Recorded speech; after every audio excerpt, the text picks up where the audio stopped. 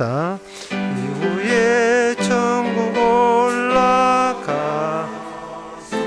모든 성도들과 다 함께 우리들을 구하신 주를 찬양하리라.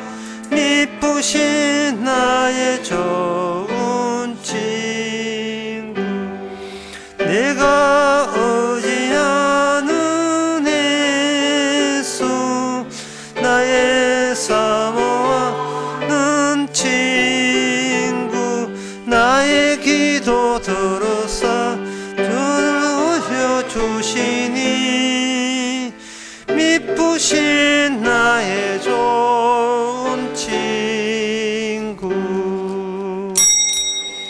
다같이 묵도하심으로 낮 예배를 함께 드리겠습니다.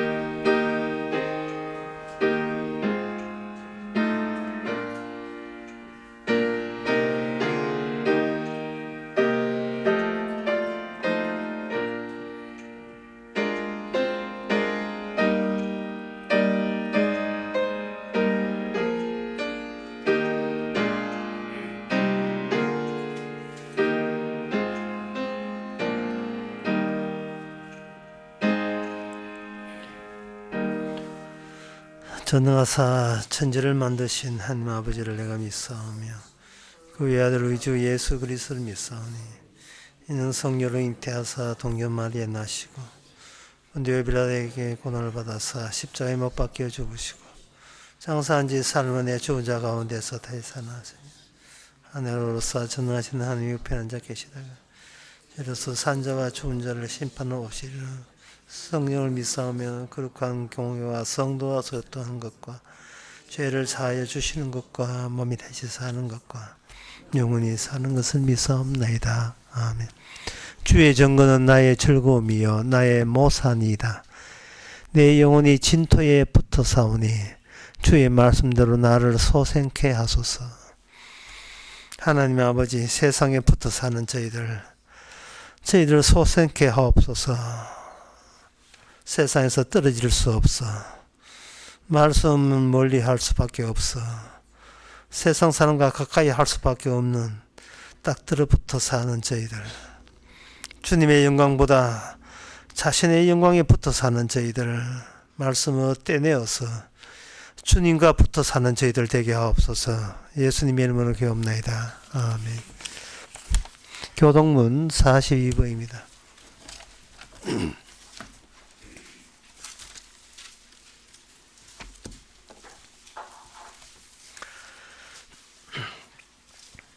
심령이 가난한 자는 복이 있나니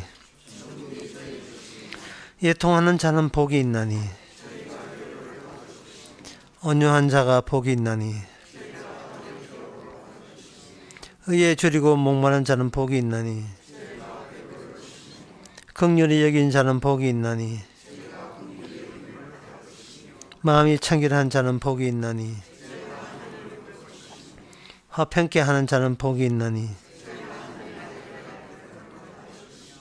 의를 위하여 핍박을 받는 자는 복이 있나니 나를 인하여 너희를 욕하고 핍박하고 거짓으로 너희를 거스려 모든 악한 말을 할 때에는 너희에게 복이 있나니. 아멘. 자리에 앉으셔서 찬송가 378장 합시다.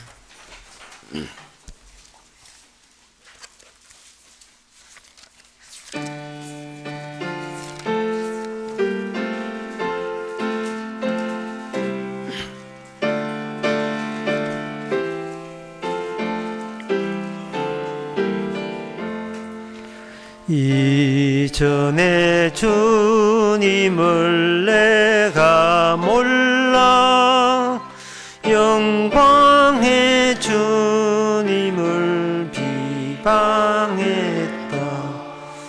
지극한 은혜 내게 넘쳐 날 불러주시니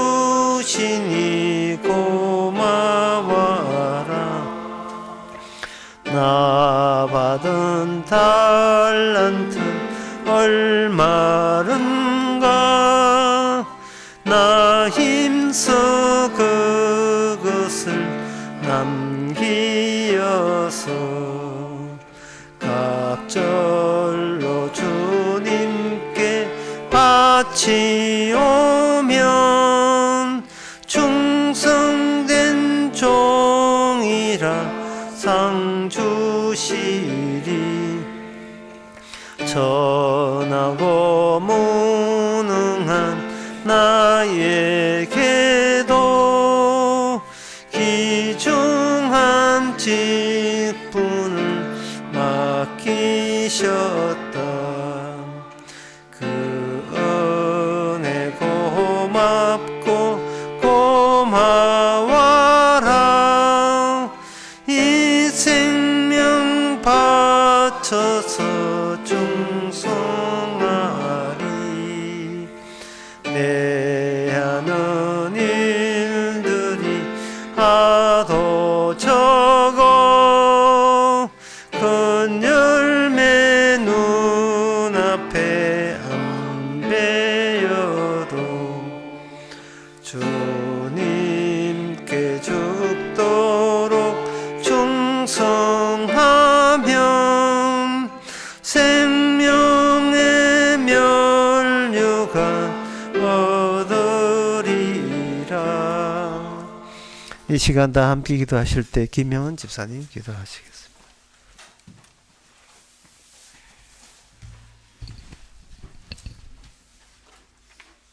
오늘도 우리 자신이 선을 생각하고 회개와 반성으로 자신을 태우는 그 몸에서 기어나오는 짐승 같은 육신이 법안에 갇혀 있습니다.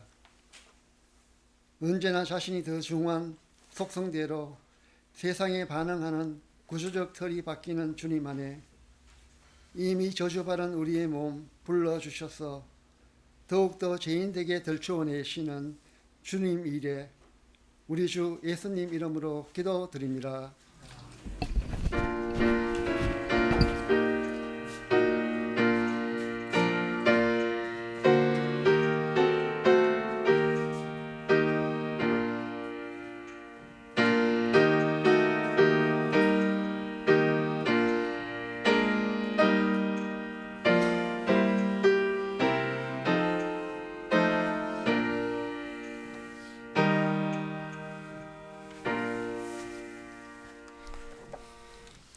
이 시간 광고 시간입니다. 광고는 거기 1번 나와 있죠. 정봉식 집사님의 장남 정희욱 군의 결혼식이 대구 호텔 라운제나 7층 컨벤션 홀에 있습니다. 시간은 11월 2일 토요일 오후 2시 20분입니다. 잘 기억해 주시기 바랍니다. 다른 광고 없으면 찬송가 349장 합시다.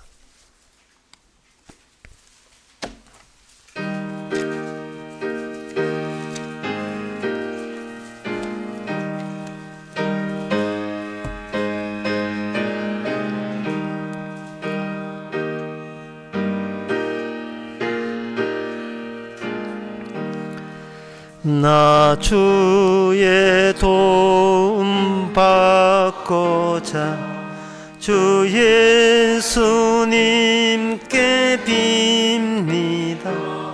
그 구원 허락하시사 날 받으옵소서. 내 모습 이대로 주 받으옵소서. 나 위에 돌아가신 주 날 받으옵소서. 큰 죄에 빠져 영죽은 날 위해 피 흘렸으니 주 형상대로 빚어사 날 받으옵소서. 내 모습 주 받으옵소서. 날 위해 돌아가신 주 날 받으옵소서. 내 힘과 결심 약하여 늘 깨어지기 쉬우니 주 이름으로 구원해 날 받으옵소서. 내 모습 이대로 주 받으옵소서. 날 위해 돌아가신 주 날 받으옵소서. 내 주님 서신 발 앞에 나 꿇어 엎드렸으니 그 크신 역사 이루게 날 받으옵소서. 내 모습 이대로 주 받으옵소서. 날 위해 돌아가신 주 날 받으옵소서. 아멘. 하나님의 말씀은 히브리서 2장 26절에서 28절까지입니다. 이러한 대제사장은 우리에게 합당하니 거룩하고 악이 없고 더러움이 없고 죄인에게서 떠나 계시고 하늘보다 높이 계신 자라. 저가 대제사장들이 먼저 자기 죄를 위하고 다음에 백성의 죄를 위하여 날마다 제사 드리는 것과 같이 할 필요가 없으니 이는 저가 단번에 자기를 들여 이루었음이니라. 율법은 약점을 가진 사람들을 제사장으로 세웠거니와 율법 후에 하신 맹세의 말씀은 영원히 온전케 되신 아들을 세우셨느니라. 아멘. 이 여기에 나오는 이 단어들이 이것은 바로 구약의 역사를 지내왔던 그 이스라엘 사람들, 유대인들이 평소에 그들의 생활을 구축했던 그 핵심 단어들입니다. 그런데 현재 우리는 이방인들이에요. 이방인들에게 여기 오늘 본문에 나오는 뭐 대제사장이라니 이게 백성의 죄를 제사 드린다든지 특히 그 28절에 율법이라는 단어, 이게 이방인들한테는 익숙하지 않는, 우리하고 상관없는 말씀처럼 그렇게 느껴집니다. 그래서 그 이방인들에게는 꼭 굳이 그 이스라엘 사람들이 사용했던 그 단어를 우리 인생 속에 그걸 꼭 가져올 필요가 있겠는가 하는 생각이 들 거예요. 그래서 이런 율법이라든지 제사장 그거 빼고 바로 직접 다이렉트로 예수님을 구세주로 받아들이면 구원이 되지 않겠느냐 하는 이 요령 같은 것이 발생됩니다.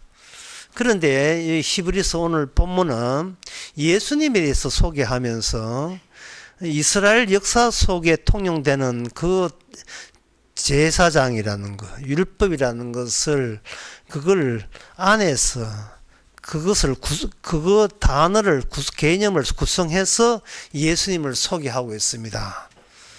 그래서 우리는 이 본문에 다가가기 위해서는 도대체 이스라엘 사람, 유대인이죠. 이스라엘 사람과 이 이방인 우리와 차이점이 뭔가를 우선 생각해 봐야 됩니다.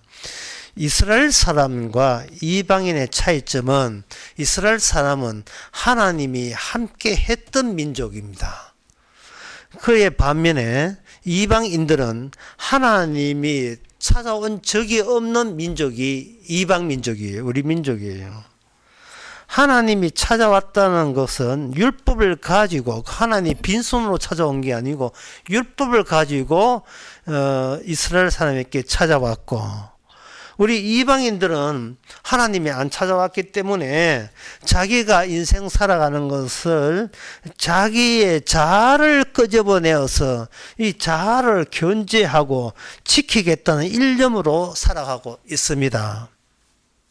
쉽게 말해서 내 수고가 내 한 것들을 지킬 수 있다는 믿음에서 몸 빠져나온 것이 이방인들이에요. 내가 하는 노력이 나를 지킬 수가 있다.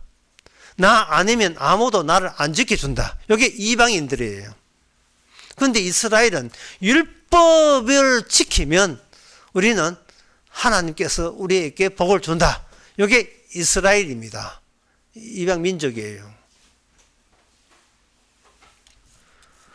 그런데 그 율법을 지켜서 하나님의 복을 준다는 그들에게 그 율법이, 하나님이 함께 하는 율법이 그 이스라엘에게 무엇을 요구했느냐 하면은 제사를 드리라고 요구했어요. 제사를 드리려면 대제사장이 필요하고, 대제사장뿐만 아니라 제사장이 필요하고, 그 제사장들은 부지런히 하나님이 시키는 대로 그 성전에서, 또는 예전에는 청막에서, 후에는 성전에서 제사를 드렸습니다. 들었는데 결과가 어떻게 되는가? 똑같아요. 똑같이 되어버린 겁니다. 그러면 이스라엘 사람들이 율법을 받았을 때, 야, 하나님께서 우리에게 친히 율법을 주셨기 때문에 이거 지키면 우리는 복받고 나중에 천국 간다, 천국에 산다, 이렇게 희망을 가졌는데 그게 실패로 끝났습니다. 끝난 이유가 28절에 나옵니다. 율법은 약점을 가진 사람들을 제사장으로 세웠거니와 이래 됐어요. 하나님의 율법이 들어올 때 그 이스라엘 사람 제사장들은 자기의 약점을 노출시키기 위해서 율법을 줬다는 생각을 못하고 열심히 하면 되잖아요. 이런 식이에요. 열심히 하면 되잖아요. 그러니까 이방인들은 나의 노력과 나의 수고가 나를 지킨다는 데서 못 벗어나고, 이스라엘 사람들은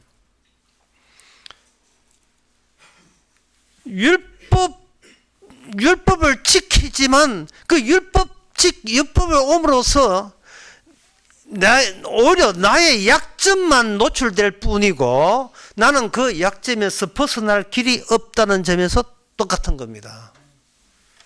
그래서 그 시편 127편에 보면 이런 말씀이 나와요. 둘 다 이방이나 이스라엘이나 둘 다 이제 문제점이 되는데, 이 시편 127편 1절에 보면 여호와께서 집을 세우지 아니하시면 세우는 자가 수고가 헛되며, 여호와께서 성을 지키지 아니하시면 파수꾼의 경성함이 헛사로다. 여기 헛되다, 헛사로다 두 번 나오거든요. 내 집 지키는 거, 내가 수고해서 지키는 거 다 헛짓이고, 내가 아침에 일찍 있어 그 다음에 나오는 너희가 일찍 일어나고 늦게 누우며 수구의 떡을 먹음이 헛되도다. 이 헛되도다, 이게 3번 나오는 겁니다. 여호와께서 성을 지키지 않으면 내 영토를 지키는 것도 헛되다 이 말.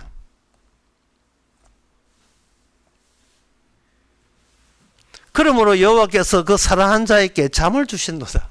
이렇게 됐어요. 예. 그만 싸대지 말고 잠이나 자라 이 말입니다. 잠자고 나면 다 내가 세우는 거, 하나님이 세우는 것을 너희 곁에 있을 것이라는 뜻이에요. 근데 이거는 이방인들의 이거 헛수고도 지적하지만 하나님을 빙자해서 내 것 말씀 지켜서 내 것 해보겠다고 애쓰는 것도 이것도 헛수고로 끝났다는 것을 이스라엘 역사의 멸망으로 통해서 증명이 됐다 이래야 되는 겁니다. 그러면 인간이 할 수 있는 것은 전부 다 실패밖에 없다면, 그러면 오늘 히브리서 7장 그 본문에서 그러면 하나님께서 율법까지 줘가면서 하시고자 하는 게, 보여주고자 하는 게 무엇이냐? 그게 바로 27절의 끝에 나옵니다. 저가 단번에 자기를 들여 이루셨습니다. 이루었다는 게 나와요. 이루었는데 이룬 게 뭐냐? 단번에 이룬 거예요. 그러니까 이게 단번에 이루어졌다니까 이 단번에는 이스라엘 사람에게도 해당되고, 하나님이 함께 있지 않았던, 그동안 함께 있지 않았던 이방인에게도 이 단번에라는 것이 그렇게 효과 있게 주어지는 겁니다. 어떤 교회에 나름대로 다녔던 어떤 딸이 갑자기 교회 갔다 오더니만 막 좋아서 엄마한테 자랑합니다. 엄마 나 구원 받았어. 엄마 나 천국 합격했어. 합격하면 참 뭐든지 합격하면 좋잖아요. 엄마 천국 합격했어. 그럼 보암 지르면서 좋아서 엄마한테 했어요. 그 엄마가 묻지 않을 수 없어요. 네가 교회 가서 무슨 소리를 들었기에 네가 천국에 합격했다는 소식을 들었느냐? 물으니 그 딸이 하는 말이 이사야 53장 2절에 나온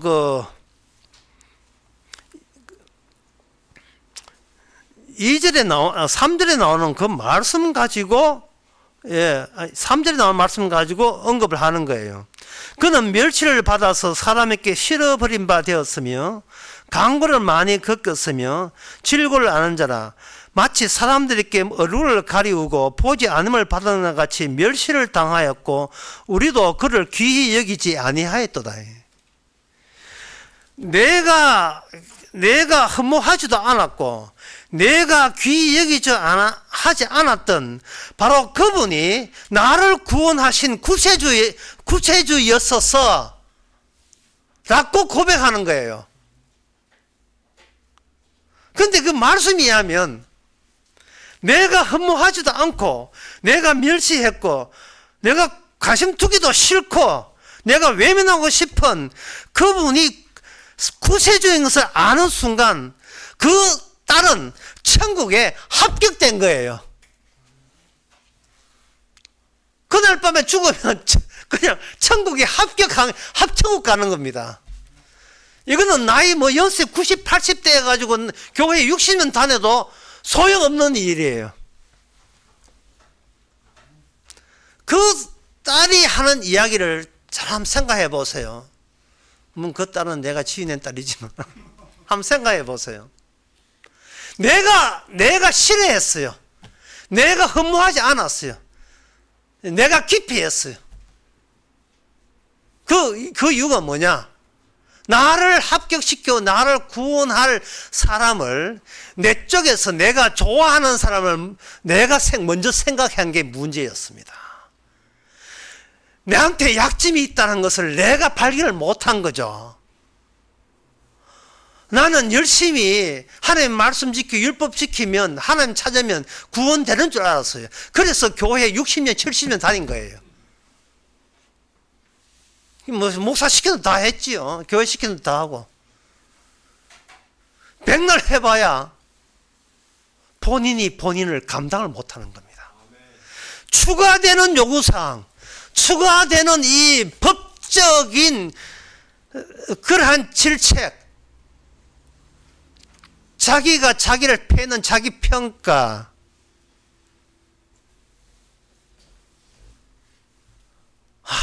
이거는 말씀대로 산다는 것이 너무나 이 땅에서 힘들죠. 그런데 이방인도 마찬가지, 율법을 성경을 모르는 이방인도 마찬가지예요. 이방인도 자기 감당이 안 돼요. 자기 감당하는 게 너무나 위험해요. 이 땅에서 인간이 자기 감당이 너무 위험하고, 그러면 죽으면 되잖아요. 이 죽는 것이 더 위험해요. 왜냐, 죽어버리면 내가 할 수 있는 선택의 기회는 모든 그걸로 끝나기 때문에. 제대로 선택도 못하고 주저하면서 머뭇거리다가 사는 이유도 모르면서 그것도 알지도 못하면서 머뭇거리다가 제한 시간 끝났습니다.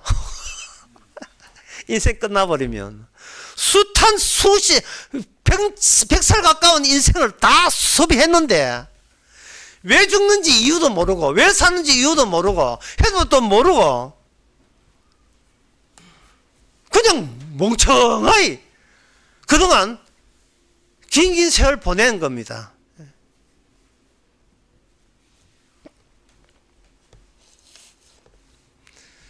전라도 사람들이 그런 이야기 해줘. 그 말투는 못하냐? 하는 이런 말 하거든. 못하냐? 그동안 못했어, 인생. 못하냐, 너? 우리가 싫어하는 그분이 구세주인 것을 그것도 몰랐어? 이런 게. 내가 싫어하는 분. 내가 밀치고 싶은 분이 나의 구세주인 그동안 몰랐어요? 그저 내가 좋아하는 구세주 찾아라 교회 나온 거예요. 내가 좋아하는. 내 마음에 드는 구세주. 약점은 자기한테 있다는 걸 모르고 자기 완전과 완벽을 추구하는 그것. 여러분, 그렇게 만들어간 우리 인생이라 하는 건 자기 형성 과정이거든요. 자기가 내가 만들 때 나는 어떠해야 되는가. 그 형성 과정이 인생입니다. 3살 때, 4살 때 애들 하는 행동 보세요. 7살 때 행동 한번 보세요. 전부 다 내가 만드는 자아 형성, 그것을 계속 시도하고 있습니다. 그런데 그 무게, 자아의 무게를 여러분 감당할 수 있겠습니까? 또 어느 정도 되어야 마음에 드는 나가 될 수 있겠어요? 그런 거 없습니다. 그런 거 없어요. 이스라엘이 율법 가지고 얼마나 자아 형성했겠어요? 온전한 거룩한 자아 없습니다. 이방인 사람들이 자기의 선과 악을 아는 지식으로 양심에 준해서 남한테 해코지 안 하면서 완벽한 인생. 근데 그게 했던 그 인생이 자기한테는 톤수로, 무게로 다가와요.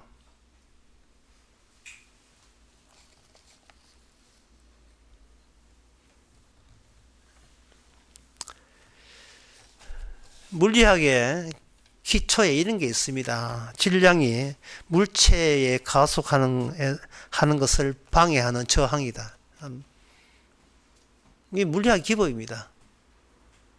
자기의 물체의 무게가 자기가 운동하는 것을 방해하는 저항으로서 작동하는 거예요. 내가 내 움직임을 내 몸무게가, 내 자아의 무게가 나와 더 힘들게 하는 거예요. 그러니까 갈수록 힘들어지는 거예요. 나중에 자기의 물체도 이제 고장 나가지고 뭐 삐걱거리고 아프고 뭐 허리 아프고 뭐 그러면서도 자아의 레벨은 또 유지하려고, 체면은 유지하려고 그게 걸맞는 행동 하려니까 도대체 얼마나 자기가 망가지는지요. 인생 하루하루가 망가지는 연속.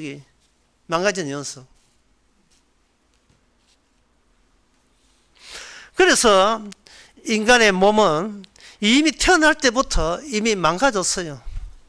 그런데 고마우신 주님께서 이렇게 이야기합니다. 걱정하지 마라. 내가 말씀으로 너 망가뜨릴게. 말씀으로 내 죽여줄게. 그리고 없애줄게. 실제 네가 문제가 뭐냐? 네가 있다는 게 문제잖아. 내 말씀으로 없애줄게. 없애고 그 현장에 말씀 덩어리 만들어줄게. 그게 새로운 사람이에요. 욥기에 보면 바로 욥이 그 과정을, 우리가 살아야 될 과정을 욥이 미리 보여줍니다. 보여주면서 욥이 고백 하나하나가 우리가 평소에 내뱉는 한숨을 말씀으로 응축시켜서 내뱉어줘요. 사는 게 재미 하나도 없다는 거예요. 사는 게. 나는 착하려고 예를 서는데 왜 하나님은 저를 그냥 못 잡아먹어서 억눌러 버립니까? 짓밟아 버립니까? 내가 힘들어 죽겠습니다. 그게 욥의 탄식이에요. 우리 대신 탄식해 주는 거예요. 근데 그 욥에게 자기의 한계를 몰라요. 욥이 14장 14절, 욥기 14장 이런 말을 합니다. 사람이 죽으면 어찌 다시 살리까? 나는 나의 싸우는 모든 날 동안에 참고 놓이기를 기다렸겠나야. 사람이 죽으면 어떻게 살겠습니까?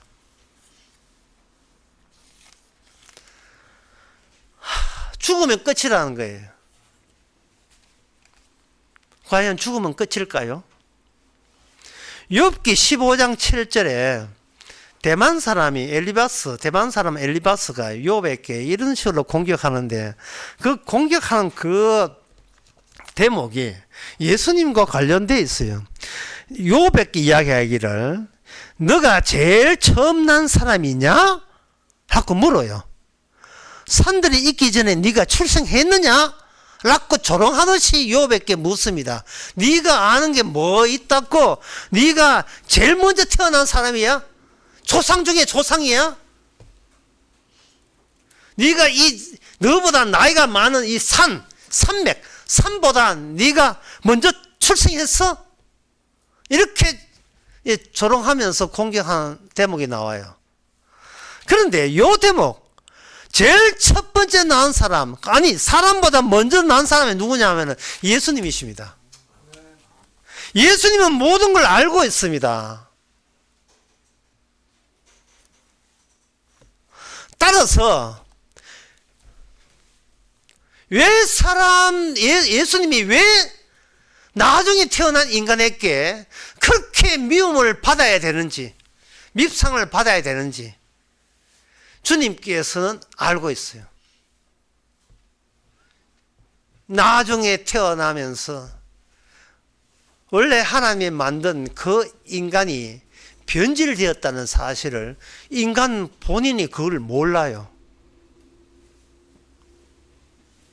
악마는 인간을 개인적으로 만들었습니다. 인간의 자아는 집단적이 아니고 개인적이에요.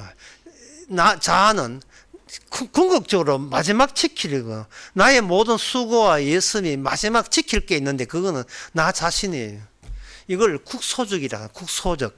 딱 집어서는, 어떤 텅텅한 아주 점 같은 거 꼭 집어서 국소적으로 인간은 자기만 지키겠다는 거예요. 이게 바로 자아의 형성 과정부터 시작이 되는 겁니다. 7살, 6살 문 애들 한번 보세요. 행동 보세요. 국소적이에요. 자기밖에 몰라요.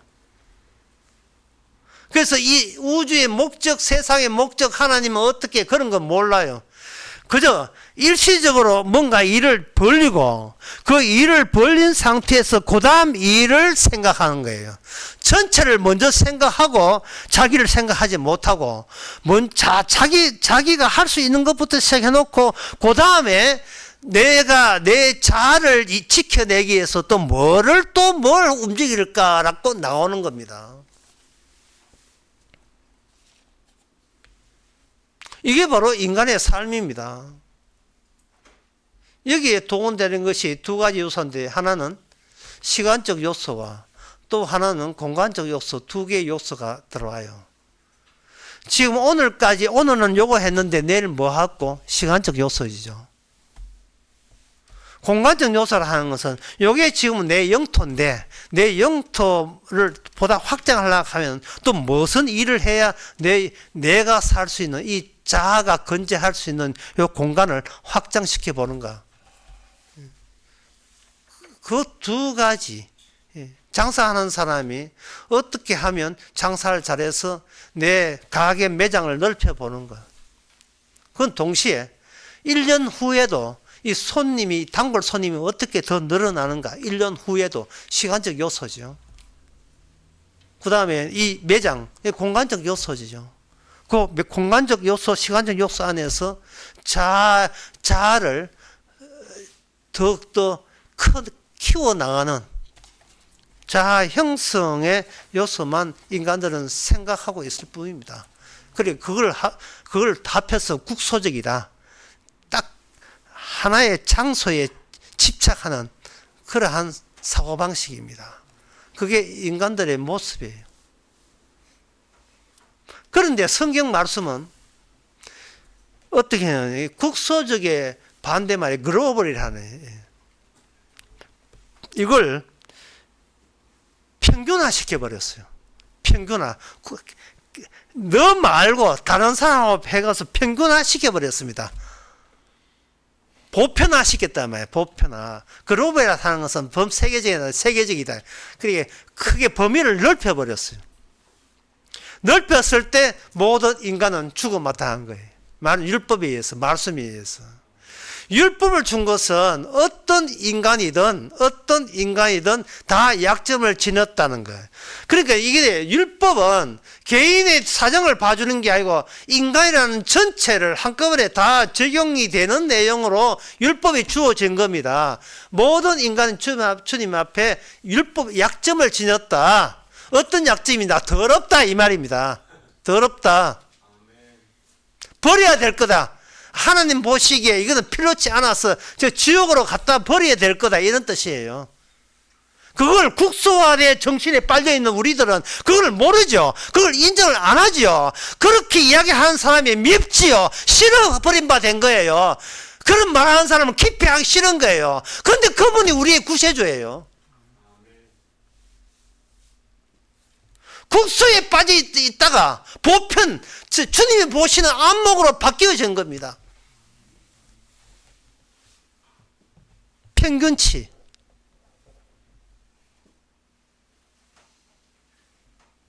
갈릴레오라는 사람이 최초 등장한 물리학자인데 그 사람이 이런 발언을 했어요. 이런 쪽으로 이야기했죠. 이런 쪽으로 한 권의 책과 한 장의 종이를 위에서 높은 데서 던지면 어떤 것이 빨리 떨어지겠는 거예요. 사람들은 두꺼운 책과 나풀거리는 한 장의 종이 그야 당연히 한 권의 책이 더 빨리 떨어진다. 갈릴레오 그 사람은 똑같이 떨어진다 했습니다. 똑같이 떨어진다. 공기의 저항이 없이는 똑같이 떨어진다. 모든 인간은, 약점을 가진 인간은 똑같이 지옥 갑니다. 똑같이 죄를 안 지으나 죄를 지으나 율법의 입장에 보면 모조리 다 약점을 가진 평균화된 존재에 불과해요. 평균화됐다는 것은, 개성이라는 것은 용납하지 않겠다는 뜻입니다. 그것을 율법을 먼저 받은 이스라엘이 그걸 눈치챘어야 됐었어요. 눈치챘어야 돼요. 그런데 율법을 받은 그 사람들도 율법을 대로 제사장이 제사를 드릴 뿐이지 그 제사 드려도 소용없고 오히려 제사 드리는 율법은 우리를 죄를 덜추어내고 우리를 마땅히 죽여버린다는 그런 취지로서 율법을 못 받아들였어요. 그렇게 율법을 해석하지 못했습니다. 그 이유가 뭐냐? 개인 중심으로, 개인 주인지 구원 중심으로 성경을, 율법을 해석했기 때문에 그렇습니다. 오늘 설교 제목이 단번에라고 되어 있는데 일단은 단번이에요. 단번에라고는 본문이 7장 27절에 단번에 자기를 들여 이루었다 할 때, 이것을 단번에 자기를 들여 이루었다 할 때 여기에서 두 가지 해석이 나와요. 뭐냐 하면은 자기 구원론적으로 해석하는 경우가 있어요. 뭐 대부분이죠. 그런 사람이 율법으로 죄인 됐구나. 그러면 나 어떻게 천국까지? 옳지. 주께서 대신해서 단번에 들으심으로 구원받았구나. 이게 바로 이스라엘이 실패한 거예요. 구원론적으로. 이 단번에는 예수님 중심으로 해석이 돼야 되는데, 예수님 중심으로 예수님이 무슨 일을 하셨는가, 어떻게 하셨는가를 해석해야 되는데, 이걸 자기 구원 중심으로 해석해가지고 아이고 예수님 고맙다, 그런 예수 같으면 내가 믿어줄게, 이런 식이에요. 내가 기피하고 싶고 내가 거부하고 싶은 그런 예수가 안 되어버린 거예요. 그러니까 구원이 없는 거예요. 주님께서 단번이라 하는 것은 공간적 단번과 시간적 단번, 다시 말해서 인간에게는 어떤 운동도 나오지 않는다는 거예요. 다른 말로 하면 인간이라는 존재는 하나님의 단번에 의해서 이미 쓰레기라는 사실이, 약점을 가졌기에, 더럽기에 하나님께서는 버릴 대상이라는 것을 주께서는 단번에 보여주신 거예요. 쓰레기가 구원받아요. 성님이 안 돼 있을 수 없지요. 그러니까 이게 운동이 어떤 운동도 의미가 없는 운동만 나온다. 인간에게는 자아 중심이기 때문에 그것이 인간의 존재에서부터 비롯되기 때문에 존재 자체가 쓰레기고 이게 소용없는 거. 그 존재를 주께서는 어떻게 했는가? 자기 그 계수에서 죽어나가는, 계수에서 제사 드렸던 제사장들이 계속 죽어나간다는 거예요. 죽어나가는 그 장소가 그 말고 제사 지는 장소거든요. 공간이거든요. 그 공간에 제사장들이 있지만 이게 자꾸 늙어서 죽어나가요. 그러니까 다른 제사장이 또 이게 투입돼야 되고, 투입된 제사장도 또 죽어나가고 또 죽어나간다 이 말이죠. 놓고 그들은 눈치를 못 챈 거예요. 인간은 제사 드려도 이거는 소용없다는 걸 그들이 눈치를 못 챈 겁니다.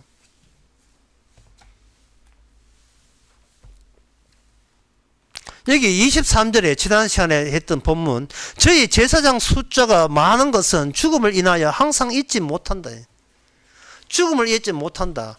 다시 말해서 이 하나의 사건을 통해서 주님께서는 단번에 한 사건, 이게 사건 존재, 하나의 사건, 하나의 존재에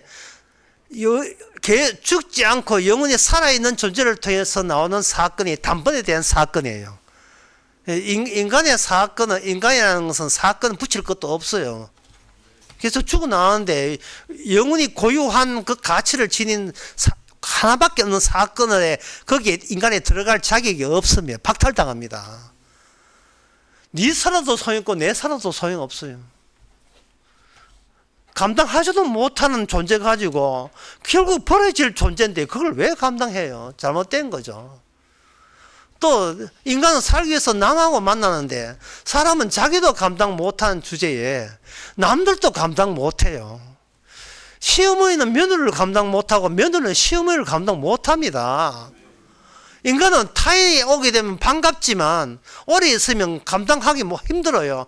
좀 빨리 가둬 집에서. 오래 있었잖아. 이런 식이에요. 자기 몸도 감수 못하는데 남까지 온전하게 감수하려고 하니까 힘들어 죽어요. 인간은. 주님께서는 그렇게 된 이유를 보여주기 위해서 하나의 사건, 예수님의 자신의 존재를 죽음에 넘깁니다. 죽음에 넘기고 주님께서는 그 아들을 부활시켜요. 아까 욥은 뭐냐? 사람이 죽으면 다시 살지 못한다 했거든요. 그건 욥의 한계예요. 그게 인간의 한계고 구약 이스라엘의 한계요, 이방인의 한계입니다. 죽고 난 뒤에 다시 산다면 어떻게 할 거예요? 죽고 난 뒤에 다시 산다면, 그 다시 산다는 속에서 인간은 꼭 죽어야 된다는 이유가 다시 부활 속에 이게 들어있어요. 하나 예를 들면 이렇습니다. 어떤 고등학생이 이제 자기 자기는 오랜만에 목욕탕 가가지고 욕탕에 이렇게 사람이 별로 없고 욕탕에 그 넓은 욕탕에 또 앉아 있는데, 근데 어떤 사람이 와서 이제 같이 목욕탕 들어가죠. 물론 발가벗었죠. 둘 다 발가벗었는데 또 욕탕에 이제 자기 혼자 있는 욕탕에 누가 들어오다 보니까 자기 담임 선생님이에요. 그냥 남아반 선생님이 자기 담임 선생님이 들어왔더라 이 말이에요. 그게 얼마나 아이가 부끄럽겠습니까? 부끄러운데 그 자기 담임 선생님에서 같이 물 해가지고 이제 무슨 안녕하세요 인사하는데 갑자기 물 색깔이 벌겋게 변해요. 담임 선생님 몸에서 나오는 그 피가 점점 그 목욕탕 있는 그 욕탕의 물을 전체를 피로 범벅이게 만들어 버릴 때 피로 함께 있다는 의미가 바로 그런 의미잖아요. 선생님 몸에서 피 나온대요 하면 네가 잘난 체해서 네가 잘난 체한 일을 함께 하기 위해서는 내 쪽에서 네 죄를 위해서 내가 피가 쏟아져야 된대. 그래서 우리는 피 안에서 같이 목욕하자. 피 안에서 같이 목욕하자.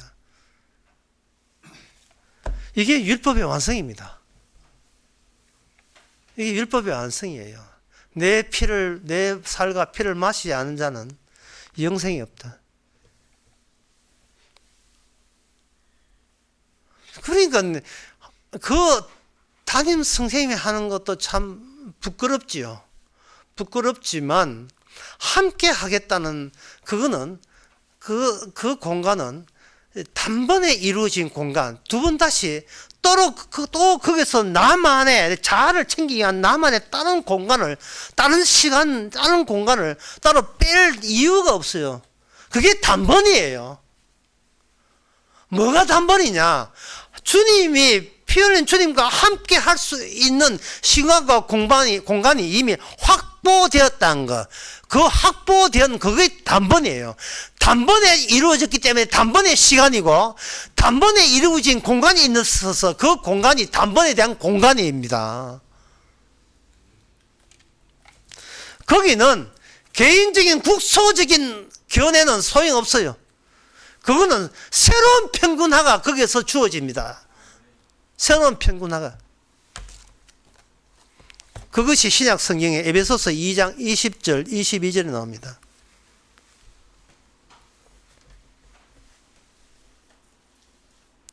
너희는 사도들과 선지자 터 위에 모퉁이 돌이 되셨느니라. 그의 안에서 그리스도 예수의 친히 모퉁이 되셨느니라. 그의 안에서 거물받아 서로 연락하여 주 안에서 성전이 되어가고 너희도 성령 안에서 하나님의 거하실 처소가 되기 위하여 예수 안에서 함께 지어져 가느니라. 이게 뭐로 되느냐 하면 성령으로 돼요. 사람의 힘으로 되지 않는다는 말이죠. 스가랴 4장 6절에 보면 그가 이르시되 만군의 여호와께서 말씀하시되 이는 힘으로 되지 아니하고 능으로 되지 아니하고 오직 나의 신으로 된다 했어요. 나의 신으로. 이게 이 말씀이 뭐 할 때의 말씀이냐 하면은 하나님께서 스가랴 학계를 통해서 또는 에스라 느헤미야를 통해서 성전 지으라고 했을 때 성전을 인간의 손으로 수거해서 지을 수 있어요. 성전을 지을 수 있는데 그 성전을 지으라 하는 것은 뭐냐 하면 새 성전 안에 옛 성전의 취지가 담기게 하기 위해서 한 겁니다. 옛 성전, 인간의 손으로, 인간의 힘으로, 인간의 재주로 할 수 있는 성전을 해놓고 이 성전은 새 성전 앞에서 이거는 허물어져야 되고 쓰레기에 불과하다는 거예요. 옛 성전과 새 성전의 차이를 두는 겁니다. 차이를 두면서 인간이 내가 나를 건사하기 위해서 인간이 스스로 수고하고 노력하는데 그런 수고와 노력은 하나님이 안 받는다는 겁니다. 하나님이 지어진 공간은 하나님의 성령에 의해서 하나님의 성령에서 세워진 성전만이, 새 성전만이 하나님이 함께하는 새로운 완벽한, 이젠 두 번 다시 그런 공간이 없는 단번에 이루어진 공간, 이것이 새 성전이고 이걸 교회라고 하는 거예요. 교회는 성전에서 이루어지는 겁니다. 새 성전에서 이루어지는 거예요. 그래서 오늘날 교회라는 것이 얼마나 엉터리인지요. 그 새로운 교회 단번에 이루어지는 그것을 위하여 우리의 육신은 반복적으로 새 성전의 그 구조와 그 원칙과 그의 성격, 새 성전의 성격을 드러내기 위해서 주님께서는 바로 옛날 이스라엘이 했던 것처럼 우리 육신을 하고 있는 모든 것이 얼마나 헛되고 헛된 짓인 것을 새 성전 안에서 계속 보여주게 되는 겁니다. 그러니까 이방인들이 이스라엘 사람이 돼야 돼요. 율법 안으로 들어오야 된다. 율법 안으로. 그럼 율법 안으로 한번 들어가 보지요. 예.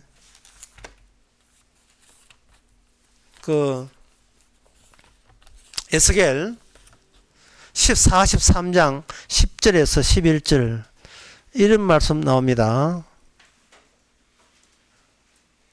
만일 그들이 자기의 행한 모든 일을 부끄러워하거든 너는 이전의 제도와 식양과 그 출입하는 곳과 그 모든 형상을 보이며 또 모든 규례와 그 모든 법도와 모든 윤리를 알게 하여 그 목전에 그것을 써서 그들로 모든 법도와 규례를 지켜 행하게 하라. 그 전의 법은 이러하니라. 이래 있어요. 무슨 말이냐 하면 이 율법을 가지고 이미 새로움이 단번에 다 이루어진 입장에서 율법을 가지고 그들에게 다시 모든 걸 보여주는 거예요. 보여주면 그것은 그들을 하여금 부끄럽게 만드는 거예요. 인간의 치명적인 약점이 무엇인지, 내가 원하는 예수, 내가 원하는 구세주, 내가 원하는 삼위일체가 이게 마귀가 그렇게 나를 그렇게 조장해 가고 있다는 것을 발견하는 거예요. 내가 흠모하고 싶지도 않은 분이 나의 구세주인 것을 모르고 내가 나를 좋아하듯이 내가 좋아하는 그의 연장선 위에서 좋아하듯이 내가 좋아하는 메시아를 내가 찾고자 했던 이 모든 시도가 그동안 교회 나오면서 50, 60년 다닌 시도가 이게 바로 나를 지옥으로 보내게 했다는, 지옥을 가게 촉구하고 있었다는 사실을 발견케 하는 겁니다. 교회뿐만 그렇겠어요. 이 세상의 직장생활도 마찬가지 아닙니까? 직장생활 왜 합니까? 나를 부끄럽게 하지 않기 위해서 직장하잖아요. 그런데 하나님의 말씀은 뭡니까? 반대예요. 너를 부끄럽게 하기 위해서 말씀을 준다는 게 너를 부끄럽게 하기 위해서. 그게 바로 옛 성전의 기능이에요. 하나님 보시기에는 우리는 쓰레기 같은 존재입니다. 그래서 새 성전의 특징은 뭐냐? 그 쓰레기를 계속 만들어내는 거예요. 쓰레기에서 쓰레기가 나오는 것은 너무나 당연한 겁니다. 이걸 부끄러운 가운데 기뻐하고 감사해야 되죠. 예? 사람들이 서로 남녀가 사랑하는 거요. 그거 쓰레기가 쓰레기 사랑하는 거예요.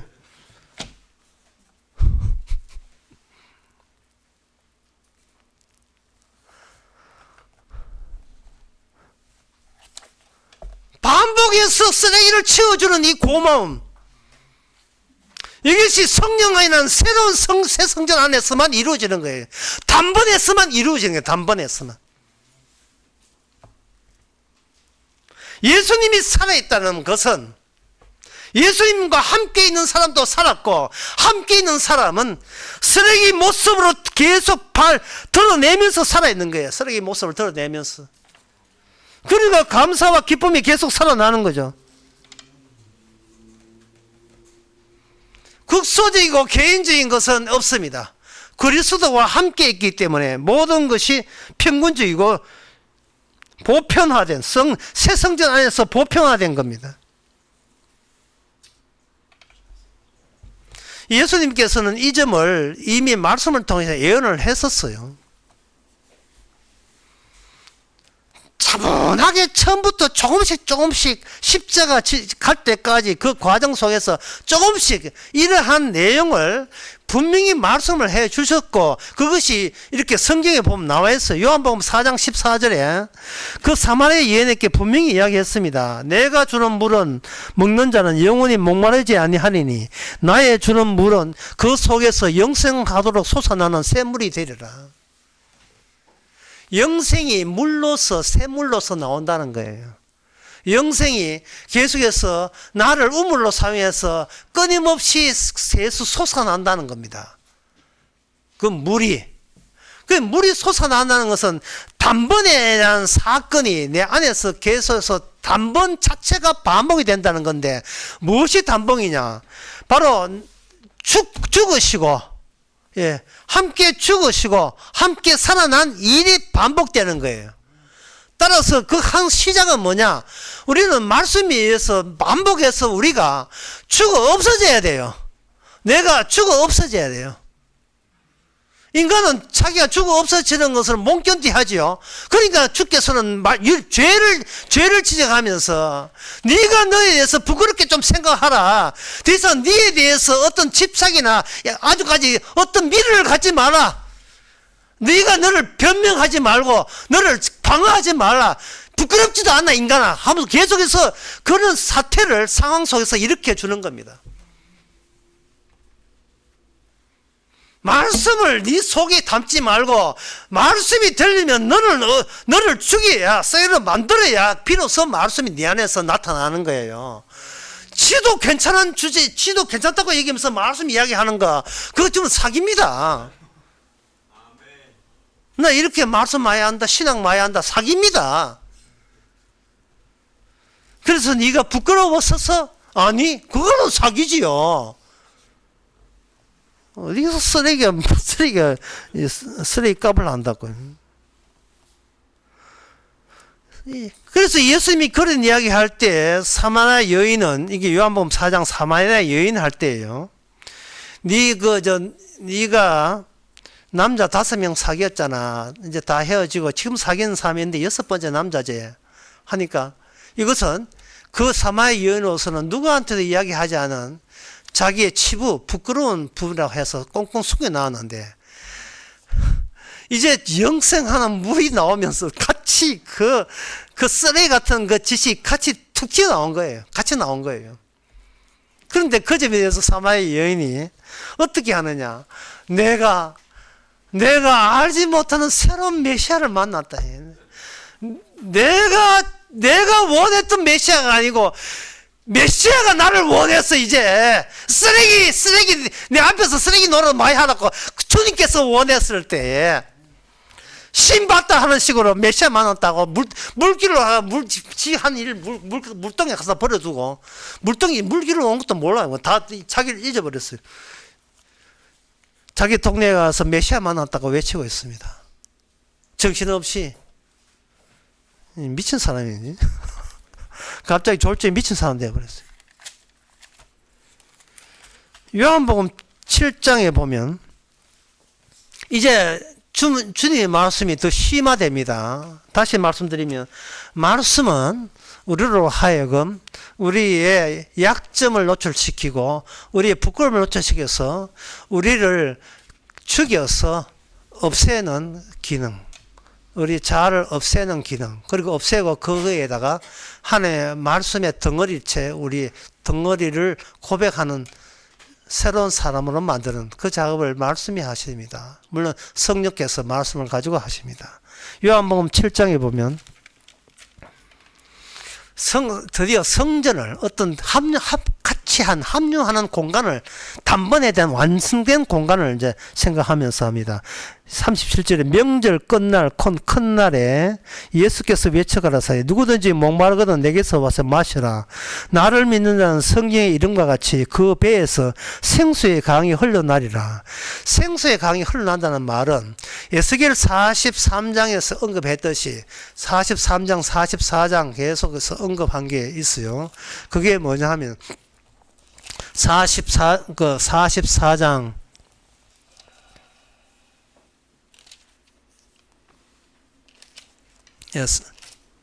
40장부터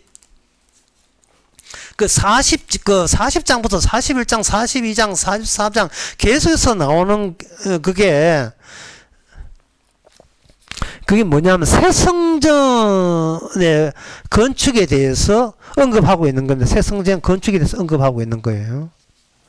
그리고 47장에 보면 그가 나를 데리고 전에 이르네 전면에서 동을 향하는데 그 문지방 밑에서 물이 나와서 동에서 흐르다가 전 우편 남편으로 흘러갔더라.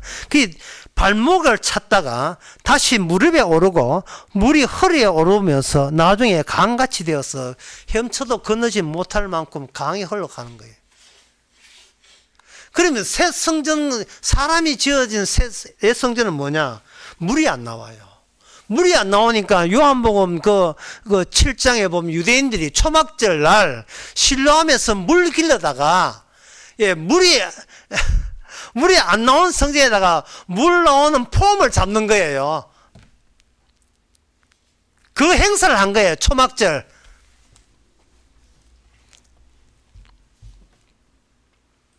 초막절 행사를 하는 거예요. 그럴 때 주님께서는 물론 잘라도 말씀 안 합니다. 뭐하냐? 이런 식으로 제가 너희들 뭐 하고 있죠? 이 물이 안 나와요. 물이 안 나온다고. 그래서 물이 안 나와서 물 길러다가 물 붓고 있어요.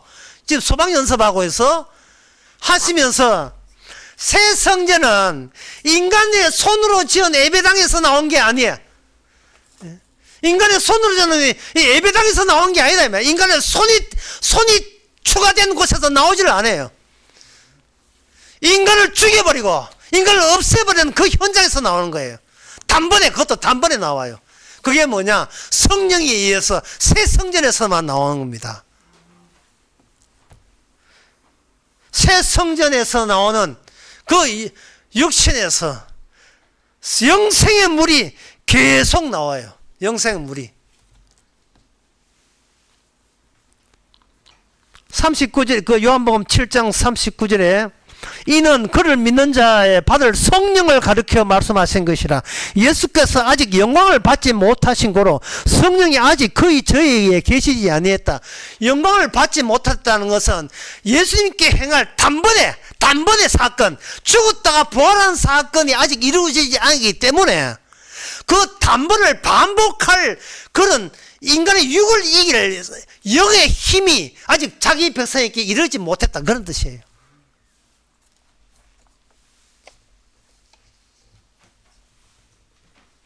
이것이 바로 새로운 기준점입니다. 새로운 기준점이에요. 인간이 인간하고 비교하는 기준점이 아니고 인간이 예상 못한 기준점, 흠모할 것도 없고 실어버린 바 된 그분의 기준점, 그분의 기준점으로 다시 자기를 바라볼 수 있는 게 성령의 안목, 성령 받은 자의 안목이며 그 사람은 새 성전 안에 거하고 있는 사람이에요. 이미 합격한 사람이에요.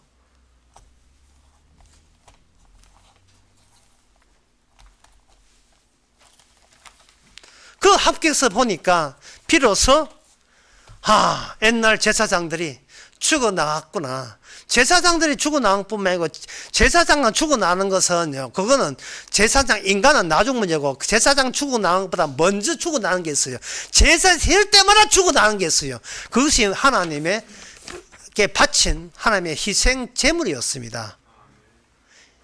짐승이 죽어나갔으면 그 다음 차례는 인간 차례예요. 그게 주보 뒤에 보면 나옵니다.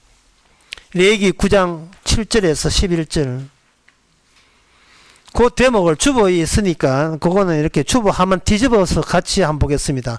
그가 또 아론에게 이르되 너는 단에 나아가 내 속죄제와 내 번제를 드려서 너를 위하여 백성을 위하여 속하고 또 백성의 예물을 드려서 그들을 위하여 속하되 무릇 여호와의 명대로 하라. 이에 아론이 단에 나아가서 자기를 위한 속죄제 송아지를 잡으매 아론의 아들들이 그 피를 아론에게 받들어 주니 아론이 손가락으로 그 피를 찍어 그 단불에 바르고 그 피는 단 밑에 쏟고 또 속죄제 희생의 기름과 콩밥과 강 끝풀을 단 위에 불사르고 여호와께서 모세 명같이 그 고기와 가죽은 짐 밖에서 불사른다. 짐 밖에서 쓰레기가 나오는 거예요. 쓰레기가 그 희생 제물 들 때마다 쓰레기가 계속 생산돼서 그건 어디나 진 바깥으로 쓰레기가 되어 나오는 거예요.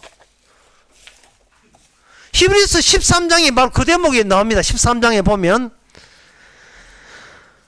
죄를 위한 희생의 피는 제사장이 가지고 성소에 들어가고 그 육체의 영문 밖에 불 사람이 되리라. 그러므로 예수도 자기 피로서 백성들을 그렇게 하려고 성문 밖에서 고난을 받으셨는데, 그런즉 우리는 그 능력을 지고 예수님을 따라서 영문을 지고 성문 밖에 나가서 그를 나아가자. 쓰레기장에서 만나자 이 말입니다. 주님하고 같이. 그게 개인적인 우리의 삶입니다. 우리의 직장 생활과 가정 생활과 교회 생활을 통해서 왜 우리는 쓰레기일 수밖에 없는지를, 그리고 이 쓰레기에 그 몸통, 쓰레기 우리 같은 이 말고 그 진짜 머리 대신에 몸통은 이미 하나님 나라에 가 있는 거예요. 머리 대신에 분은 예수님께 가 있는 거예요. 우리는 예수님의 지체로서 이 땅에서 쓰레기 삶을 사는데 이게 얼마나 즐거운 일인지, 감사할 일인지. 더 이상 개인적으로 자기의 완전과 완벽을 행할 어떤 행함도 필요치 않아요. 뭘 잘하게 보고 또 뭘 잘할 게 뭐가 있어요. 타고난 게 자기 개인주의밖에 없는데 뭘 잘한 게 있습니까? 기준점이 그동안 나한테 있었다면 이제 기준점은 바로 단번에 있던 그 십자가 사건이 기준점이 되어서 하나님께서 하는 그 거대한 프로젝트가 바로 여러분과 합류시켜서 지금도 진행 중에 있습니다. 그 단번이 모든 것을 이겨내었습니다. 주께서 친히 우리를 감당해 주실 겁니다. 기도하겠습니다. 하나님의 아버지, 도대체 그동안 뭘 믿었는지, 내가 믿고 싶을 때 믿었다는 것이 얼마나 치명적인 실수고 오류였는지, 그런다고 나아진 건 사정은 아무것도 나아지지 않는 걸 그동안 얼마나 우리가 마귀한테 속았는지를 깨닫게 해주시고, 단번에 우리가 쓰레기로 변해요. 쓰레기 취급당하는 이 즐거움, 그 모든 것이 단번에 십자가 사건으로 인한 능력인 것을, 깨달음의 능력인 것을 이제는 깨닫게 하옵소서. 예수님의 이름으로 기도합나이다. 아멘. 다시 일어나셔서 찬송가 252장 합시다.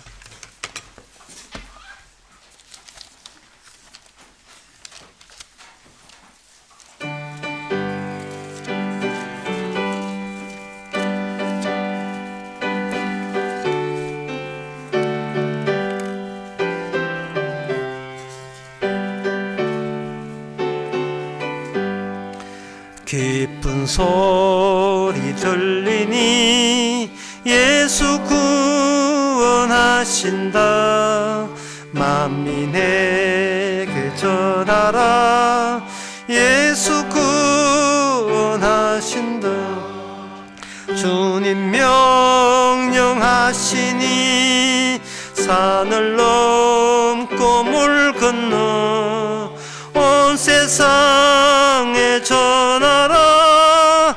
예수 구원하신다. 받아들라 외쳐라.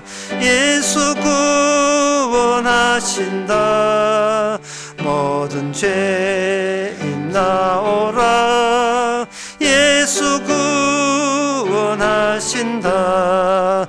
모든 소마 일어나 메아리 쳐 울려라. 복음 중에 복음은 예수 구원하신다.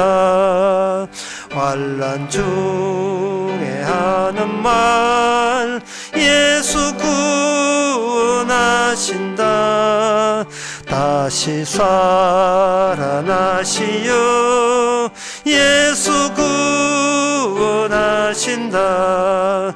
지은 죄를 인하여 슬픔함이 있어도 숨질 때에 내 할 말 예수 구원하신다.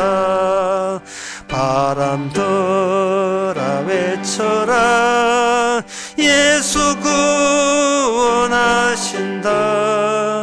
기뻐하라 나라들 예수 구원하신다. 구원하는 소리를 산과 들에 전하라. 우리들의 상정가 예수 구원하신다. 기도합시다. 지금은 우리 주 예수 그리스도의 은혜와 하나님의 크신 사랑과 성령의 충만하심이 왜 이 땅에 우리가 존재하는지 비로소 이유를 알게 된 모든 성도에 함께 있을지어다.